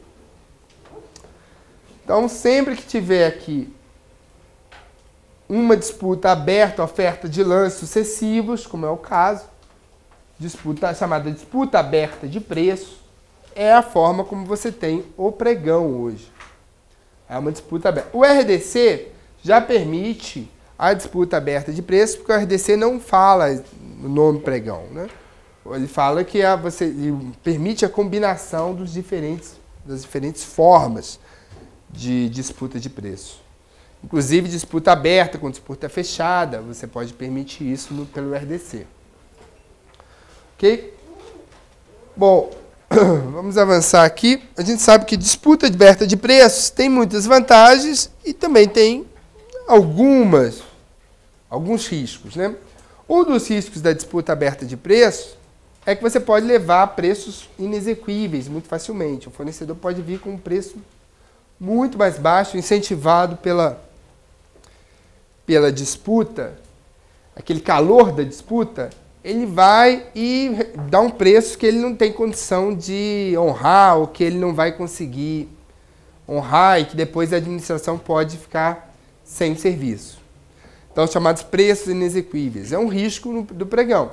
Por isso, o pregoeiro vai ter que identificar esses preços inexequíveis e pedir que o licitante comprove a execuibilidade do preço sempre que ele tiver dúvidas. E quando houver qualquer indício, o fornecedor vai ter que comprovar a execuibilidade do seu preço. Se ele não comprovar, você desclassifica. Oi. Hoje não é um entendimento do TCU de que o pregoeiro ele não pode cancelar um item por preço irrisório? Não, pode sim. Aquele item... O que é o seguinte, a questão é a seguinte, qual é o critério de julgamento? É preço global? Se for por preço global, não. Afinal, você está avaliando o preço global daquilo, da sua contratação, ou seja, a soma dos preços de cada um dos itens. Então, ele pode ter um preço irrisório num item, mas no outro preço está um pouco maior e aquilo compensa. Então, se o critério de julgamento é menor preço global, você não pode, por algum item na planilha de custos, você chegar lá e considerar e desclassificar o fornecedor por conta desse item. No nosso caso, por exemplo, a compra de cartuchos.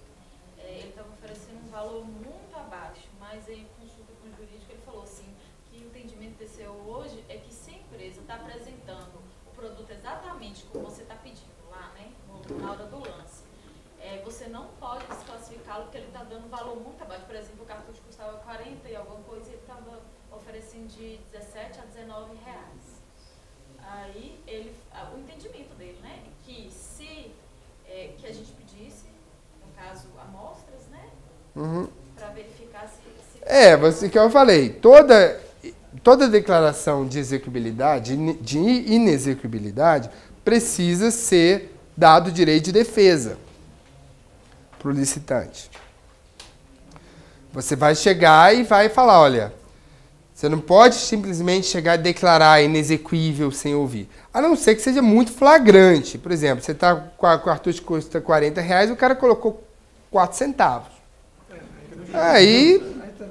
Aí também é flagrante, entendeu? 40 centavos. Se é flagrante, beleza, não tem erro. É erro de digitação, 40 centavos. Então você identificou lá que é flagrante.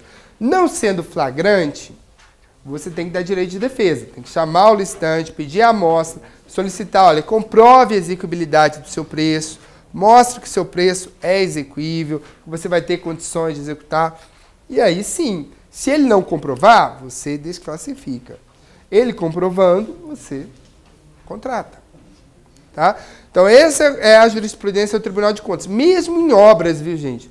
Mesmo em obras que você tem critério objetivo de execuibilidade, que está lá no artigo 48, inciso 2 da Lei 8.666, que trata da execuibilidade de obras, que diz que 50% da média dos preços ofertados ou do orçamento estimado que for maior, o que for menor, na verdade, isso é um critério objetivo que você tem ali. Mesmo nesses casos, o TCU entende que você precisa dar direito de defesa. E que se o prestador, o fornecedor, mostrar que o preço dele é exequível, você vai ter que contratar. Ok? Nós estamos falando aí, então, lá na aceitação, né? Isso, na aceitação. Ali no calor das emoções não tem como fazer isso, né?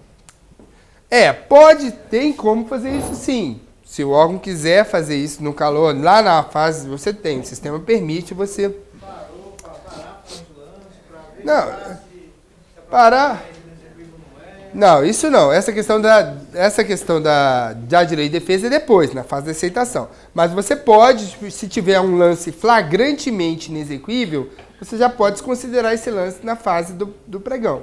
Avisando aos licitantes, ó, o lance do fulano de tal, eu vou desconsiderar porque é flagrantemente inexequível, já que o preço, entendeu, foi erro de digitação, claramente E se ele quiser continuar mandando aquele lance, que ele encaminhe novamente. Você pode avisar isso na fase de lance. Quando o caso for flagrante. Se não for flagrante, só na fase da aceitação.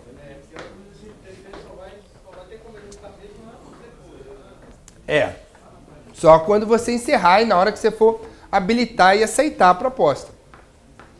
Aí você vai ao final, quando você já definiu que a disputa de lance já encerrou, quando você já habilitou o licitante, aí você vai aceitar ali a proposta dele, ver se ele tem, se a proposta dele é execuível ou não. Ok?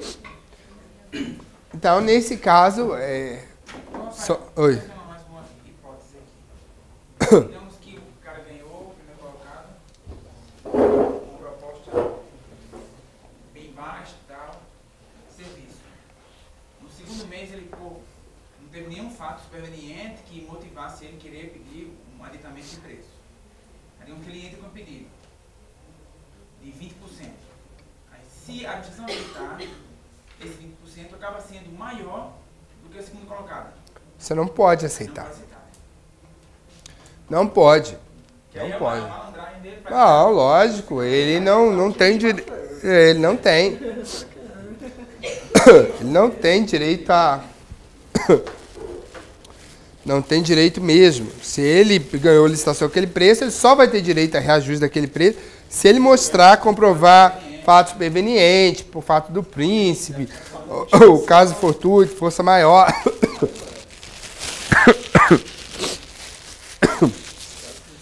Fora isso, não. Ele não tem esse direito, tá?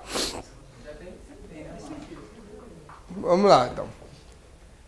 Bom, quais são as características do pregão? Possibilita a utilização de meios eletrônicos para o procedimento no pregão eletrônico.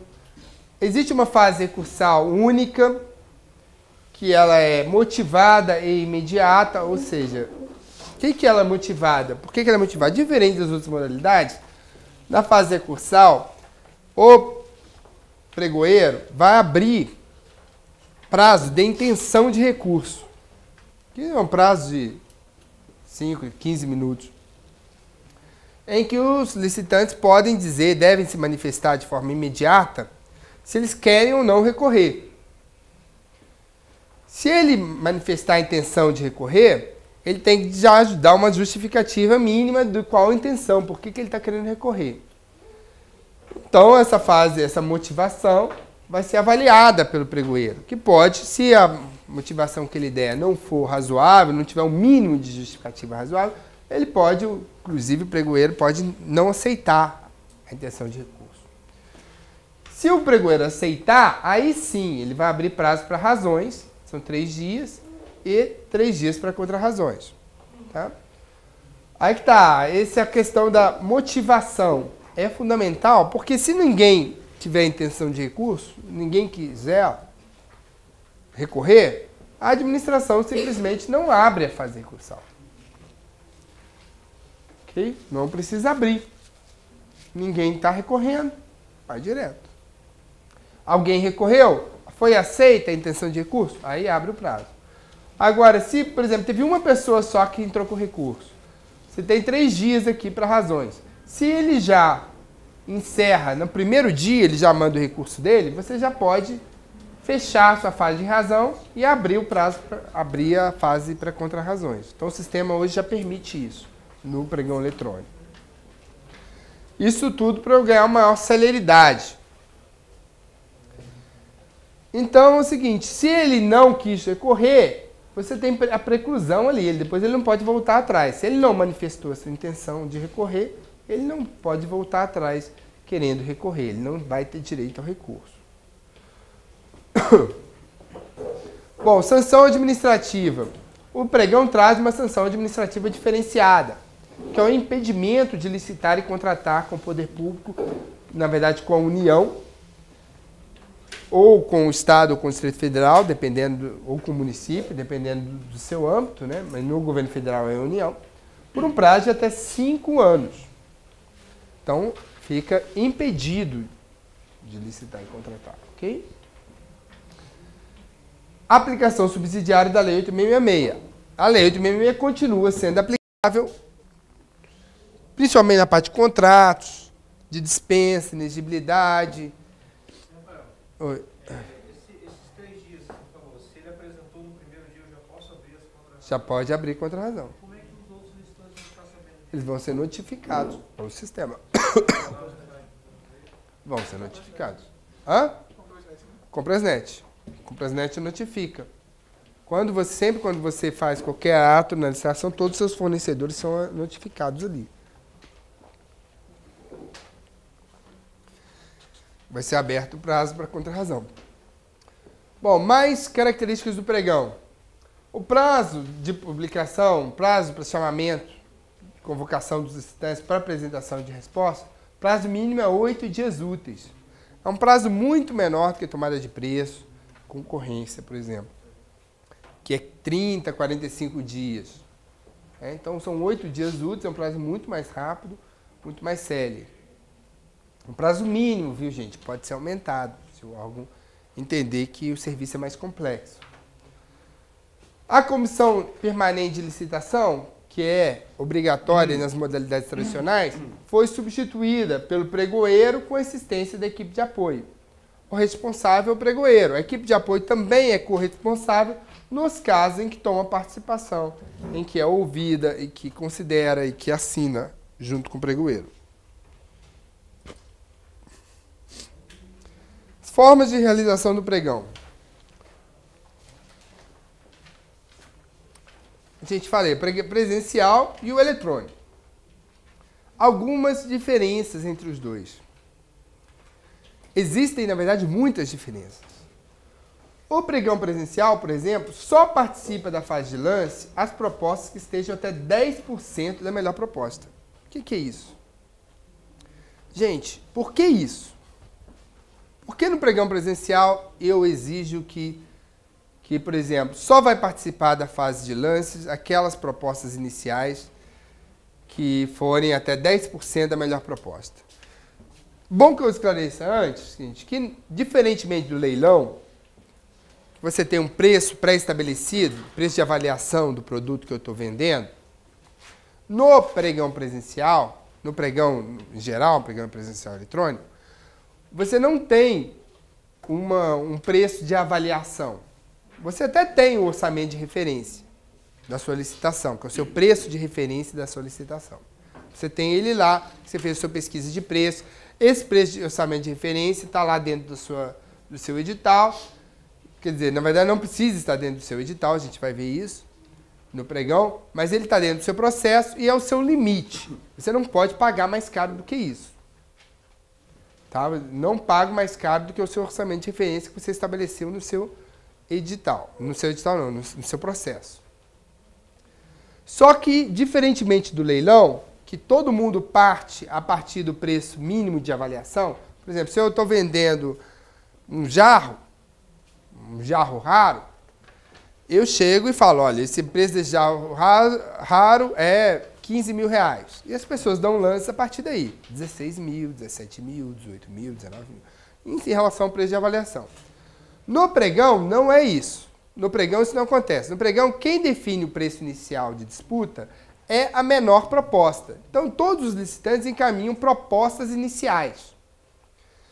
E a partir da menor proposta inicial, você vai ter a disputa de lances. Ou seja, todos os licitantes vão ter que dar lances para diminuir, para vencer aquela menor proposta inicial.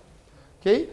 Só que no pregão presencial, só participa da fase de lances as propostas que estejam até 10% da melhor proposta. Então, se a melhor proposta foi 100, só participam as empresas que tiverem até 110. Se não houver um mínimo de 3 nessa condição, serão as 3 melhores, independentemente do valor. Por exemplo, só tem uma com 102 e a outra está com 130, 140. Então, beleza, você vai pegar as 3 melhores. As 100, 102 e 130. 3 melhores, ok? Por que isso? Por que o pregão presencial foi pensado assim? Alguém tem ideia? Porque as ofertas já foram de acordo com a possibilidade deles executarem. E porque está acalorado na hora presencial, né? Não pode sacar O objetivo é o melhor preço, né? Se tiver com gente muito além do valor mínimo, é difícil esses fornecedores chegarem à sua estimativa. O cara está com 140, Dá uma variação tão grande da proposta Isso inicial aí, para a proposta perfeito. final. É exatamente isso aí. Vocês colocaram. Se eu não deixo livre, na proposta do pregão presencial, os preços podem vir muito fora da realidade. E se vier vierem muito altos, até você conseguir baixar esses preços lá embaixo, no pregão presencial, você poderia ficar lá dias. Imagina, baixando R$1, E aí, e no pregão presencial, a gente vai ver, por exemplo, tem ordem de caminhamento dos lances. Então, aqui todas as propostas participam. Por quê? Aqui você tem sistema. E aqui todo mundo dá lance ao mesmo tempo, não tem ordem de caminhamento de lances. Então eu posso diminuir meu lance, fazer um lance lá para baixo. Aqui no presencial, não. Tem ordem de caminhamento. Então, quem dá o primeiro lance é quem teve... Porque você tem que ter uma organização. Aí, imaginando aqui que estamos numa sessão de pregão presencial. E a proposta dele foi a mais alta. Então, ele é o primeiro a dar lance. Dentro desses 10%. Então, ele vai ter que dar necessariamente um lance. Então, ele vai dar um lance. E ele necessariamente, a gente vai ver aqui, que ele vai ter que dar o menor lance em disputa no pregão presencial. Então, o primeiro é quem deu a maior proposta inicial, é quem vai dar o primeiro lance. Depois é o segundo, terceiro, depois é na ordem decrescente de valor. Então você tem lá 150, quem deu 150, vamos pensar assim, quem deu 110 é o primeiro a dar lance. Quem deu 109, depois vai dar o outro lance, 108, 107, 106, até chegar aquele que deu 100. Que aí vai dando em rodadas sucessivas. Ou seja, você vai ter rodadas de lances. Ou seja, todo mundo deu lance, aquele que não deu lance é desclassificado. Ele está fora. Então, se aquele, por exemplo, que deu 110 não consegue dar 99,99, que é o menor lance de disputa, nesse exemplo que eu dei, que o menor preço é 100, ele vai estar fora. Tá? Ele está fora. Então, ele tem que dar o menor lance em disputa. Ele tem que necessariamente baixar para 99,99. Aí, quem está abaixo dele, que é o 109, vai ter que baixar para 99,98. Porque ele vai ter que sempre dar o menor lance em disputa. Okay? No pregão eletrônico, isso não acontece. Todo mundo dá lance a qualquer hora, automaticamente, ok? Não tem sequência. E a gente vai ver também que o pregão eletrônico, você pode dar qualquer lance, desde que seja menor do que o seu último. Então, aquele que deu 110, não precisa dar 99,99. Ele pode dar o quê? Pode dar 102, 103. Ele pode dar o lance que ele quiser, desde que seja menor do que o seu último. Ok? A gente vai ver por que isso daqui a pouco. O pregão presencial exige a presença física dos licitantes. Já o pregão na forma eletrônica, ele é todo realizado à distância. Todo feito pela internet. Decreto 5.405. Vamos, só para vocês fiquem vendo a hora aí para mim, hein? É 4 horas, né, que a gente tem o intervalo. Ok. Seguinte. A gente já viu aqui o que é bem serviço comum, já falamos bastante. Então, vou até avançar.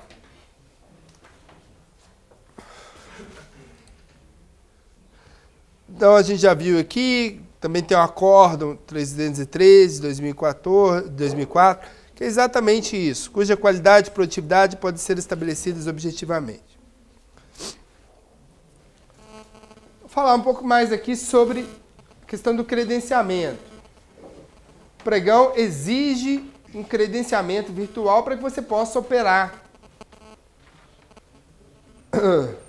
Então, você precisa se credenciar no SICAF, credenciados, provedor de sistema eletrônico, para poder utilizar o sistema. Nada mais. Então, credenciamento dar-se-á pela atribuição de chave de acesso, chave de identificação e senha de acesso. Só isso. Credenciamento é o que ele precisa obter para participar do pregão. E nada mais. Ok? Como eu falei para vocês, o pregão eletrônico é obrigatório, exceto nos casos em que ele foi inviável. Aqui, ó. Comprovado inviabilidade. Justificado pela autoridade competente. Aí eu falo, gente, é inviável se você entende também que os fornecedores na sua localidade não estão aptos a operar o pregão.